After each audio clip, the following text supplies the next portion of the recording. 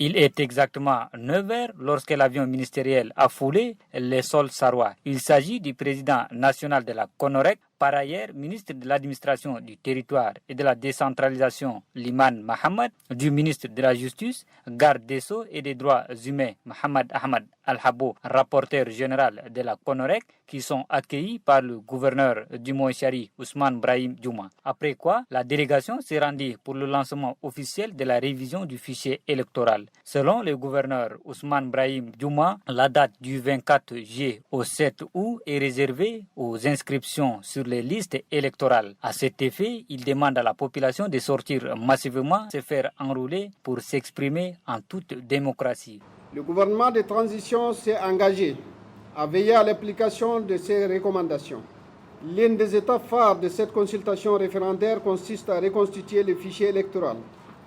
Car depuis le dernier fichier électoral de 2020, beaucoup de citoyens tchadiens ont atteint l'âge de voter. D'autres personnes ont obtenu la nationalité tchadienne. D'autres se sont déplacés et certains n'ont pas été enrôlés à l'époque. Le président national de la CONOREC, le ministre de l'administration du territoire, Liman Mohamed, a affirmé que l'enrôlement biométrique est un devoir civique, mais aussi une obligation pour tout Tchadien en âge de maturité. Le choix de la province du Moïchari pour ce lancement se justifie par sa maturité et son histoire démocratique.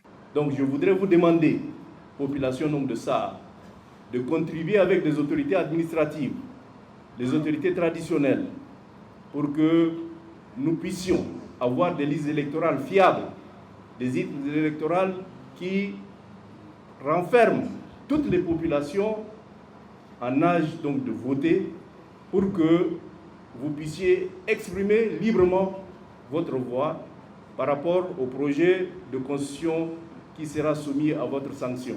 Quelques opérations de test des logiciels des travaux de cette opération biométrique ont été faites en présence du premier responsable de la CONOREC nationale.